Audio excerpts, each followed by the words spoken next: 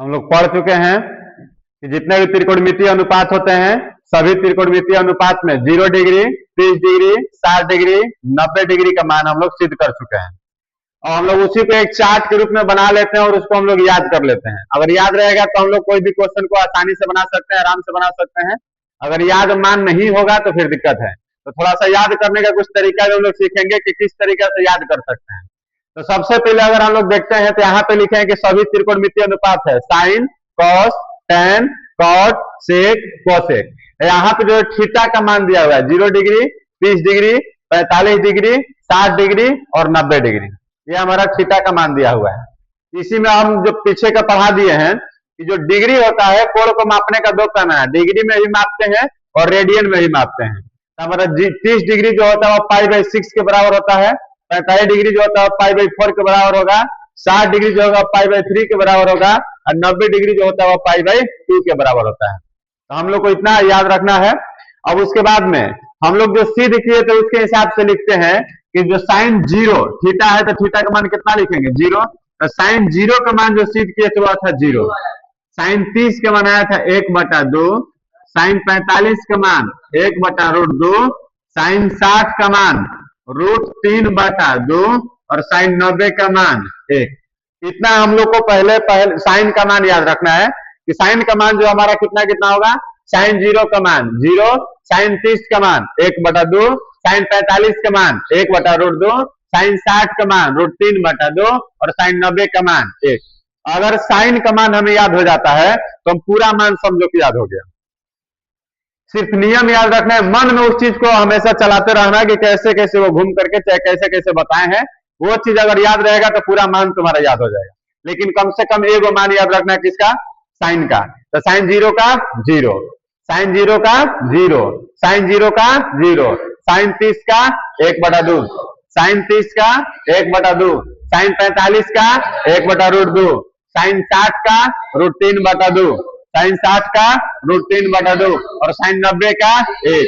अब जैसे हम लोग का याद हो गया साइन का, तो कॉस में कैसे याद करते हैं, तो कॉस में देखो इसका इस तरीका से चलते हैं, एलएचएस वाला आरएचएस में, आरएच वाला एलएचएस में। मतलब यह हुआ कि जो बाएं तरफ हो जाएगा दाहिने तरफ और जो दाहिने तरफ हो चला जाएगा बाएं तरफ।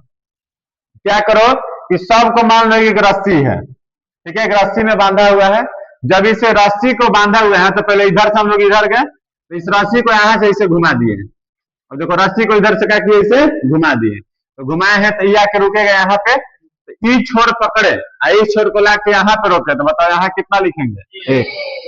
ठीक है, तो ई वाला यहाँ पे आया तो ये वाला घूम के आएगा यहाँ पे, तो कितना होगा √3/2।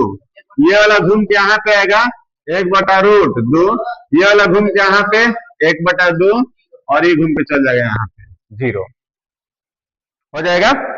तो जब हमें साइन का मान याद हुआ तो हम लोग कॉस का मान याद कर सकते हैं कि इधर से 30, इधर का 30 तो उधर का, इधर का 30 तो इधर का 60, साइन का 30 तो कॉस का 60, साइन का 0 तो कॉस का 90, साइन का 90 तो कॉस का 0। याद रहेगा। अब आगे चलते हैं, टेन का क्या होगा, तो टेन को हम लोग याद करते हैं कैसे, तो टेन बराबर वाले फॉर्मूला पढ़े हुए हैं। टेन बराबर फॉर्मूला क्या पढ़े हैं बाबू, साइन थीटा बटा कॉस थीटा। साइन थीटा बटा में क्या पढ़े हैं, कॉस थीटा पढ़े हुए हैं। साइन थीटा बराबर फॉर्मूला पढ़े हैं, सॉरी टेन थीटा बराबर फॉर्मूला पढ़े हुए हैं साइन थीटा बट्टा में कॉस थीटा। तो बताओ साइन बट्टा में क्या हो गया, ये कॉस, मतलब इस समझ बट्टा का चिन्ह हो गया, ये किसका चिन्ह हो गया, बट्टा का। तो 0 में 1 से भाग देंगे कितना आएगा 0, इसमें इससे भाग देंगे तो नीचे से नीचे 2 से 2 कट गया, तो ऊपर बचा कितना 1 और नीचे बचा कितना √3, ये पूरा से पूरा कट गया, कितना आएगा 1। अब यहाँ पे 2 और नीचे 2 कट गया तो सिर्फ बच गया कितना √3। 1 में 0 से भाग देंगे तो क्या आएगा अपरिभाषित, क्योंकि बट्टा में जब 0 आता है तो क्या हो जाता है अपरिभाषित। किसी को दिक्कत, तो याद क्या रखना है कि हमारा जो साइन को घुमा दिए तो मिल गया किसका मान, कॉस का, और दोनों को भाग दे दिए तो मान किसका मिल गया, टेन का। और हम लोग पढ़े हैं टेन का उल्टा, कॉट, tan का उल्टा कॉट, tan का उल्टा कॉट। तो बताओ जीरो का उल्टा क्या होगा? जीरो का उल्टा करेंगे तो जीरो का उल्टा करेंगे तो क्या आएगा?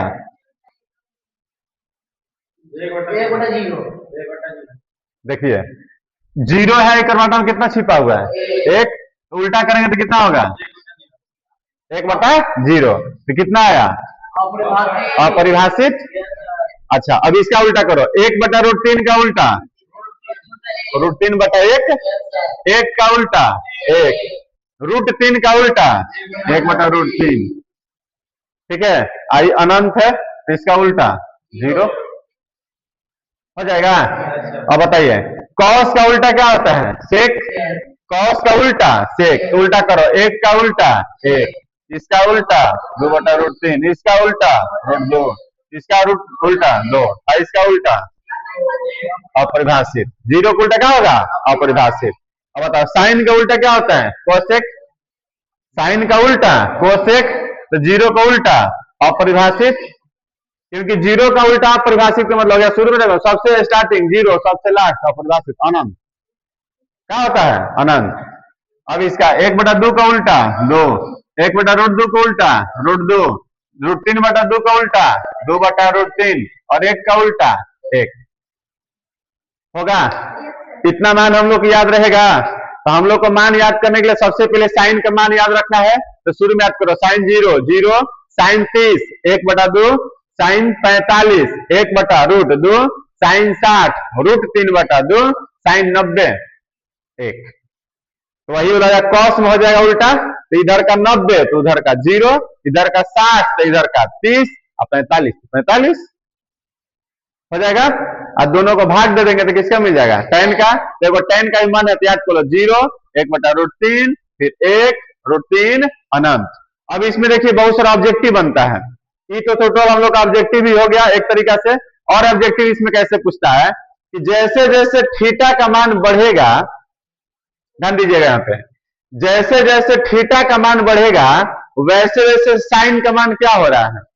बढ़ रहा है कि घट रहा है? साइन का मान बढ़ रहा है। शुरू कितना से हुआ है? जीरो से।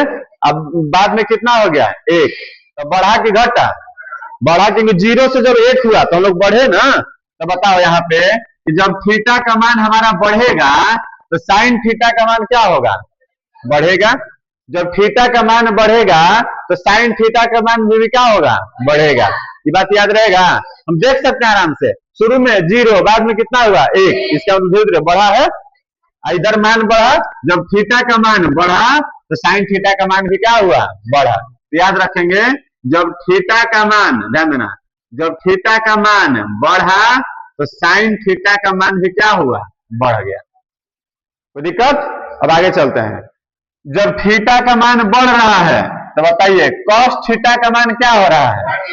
घट रहा है। क्या हो रहा है यहाँ पे? घट रहा है। जब थीटा का मान बढ़ रहा है तो कॉस थीटा का मान क्या हो रहा है? घट रहा है। याद रहेगा ये, हम लोग इसी से देख के बता रहे हैं। थीटा का मान देखो बढ़ रहा है, मतलब जीरो, जीरो से 30, 30 से 45, फिर 60, फिर 90 बढ़ता हुआ दिख रहा है। जब वो बढ़ रहा है तो इसका मान क्या होते जा रहा है? घट रहा है। कोई दिक्कत? अब आगे चलते हैं। जब थीटा का मान बढ़ रहा हो तो tan थीटा का मान क्या होता है? देखो tan थीटा का मान क्या हो रहा है? बढ़ रहा है। और जीरो हुआ, जीरो से एक बटा रूट तीन, फिर हो गया एक, फिर हो गया रूट तीन, फिर अनंत तक चल गया, तो बढ़िए ना रहा है। जब थीटा का मान बढ़ेगा तो tan थीटा का मान भी क्या होगा? बढ़ेगा। जब थीटा का मान बढ़ेगा तो tan थीटा का मान भी क्या होगा? बढ़ेगा। अब बताओ कॉट में खुद से तुम लोग अपने से बताओ तो क्या होगा? जब थीटा का मान बढ़ेगा तो कॉट थीटा का मान क्या हो रहा है? घट रहा है। जब थीटा का मान बढ़ रहा है तो कॉट थीटा का मान क्या हो रहा है? घट रहा है। क्योंकि शुरू में अनंत, फिर रूट तीन, फिर एक बटा रूट तीन, फिर क्या हो गया? जीरो। तो धीरे धीरे क्या होते जा रहा है? घटते जा रहा है। फिर इसके बाद में जब थीटा का मान बढ़ रहा है तो सेक थीटा का मान बताओ क्या हो रहा है? बढ़ रहा है। एक, फिर ओकरो से आगे, फिर ओकरो से आगे, फिर दो, बढ़ रहा है ना। तो जब सेक थीटा का मान जब बढ़ेगा तो सेक थीटा का मान भी क्या होगा? बढ़ेगा। अब उसी तरीके से जब थीटा का मान बढ़ेगा तो कोसेक थीटा का मान क्या होगा? घटेगा। जब थीटा का मान बढ़ेगा तो कोसेक थीटा का मान क्या हो रहा है, घट रहा है, क्योंकि अनंत हुआ, फिर 2 हुआ, फिर √2, फिर 2/√3, फिर 1, धीरे धीरे क्या होते जा रहा है, घटते जा रहा है। तो इसमें हम ऑब्जेक्टिव के रूप में हमें से याद रखना है कि क्वेश्चन में पूछा हुआ है, ठीक है, इसलिए इसको हम लोग अच्छा से याद रखेंगे। जब मान हमें याद हो रहा है तो शुरू में देख लेंगे, tan में मन में सोचेंगे tan 0 का मान कितना है, 0, और tan 90 का मान कितना है, अनंत, मतलब बढ़ा। तो 0 से हम लोग 90 की ओर गए तो मान भी हमारा बढ़ा। तो 0 जब थीटा का मान बढ़ेगा तो साइन थीटा का मान बढ़ेगा, tan थीटा का मान भी बढ़ेगा, sec थीटा का मान भी बढ़ेगा। मतलब यह याद रखना है कि किसका किसका मान बढ़ रहा है। तो याद रखना है इसमें क्या, किसका किसका मान बढ़ रहा है, देखो तो एक बढ़ रहा है साइन का मान, और एक बढ़ रहा है tan का मान, और एक बढ़ रहा है sec का मान, बस 3 गो का, ठीक है, 3 गो का मान बढ़ रहा है और 3 गो का मान क्या हो रहा है, घट रहा है। कब, जब थीटा बढ़ा रहे हैं तब।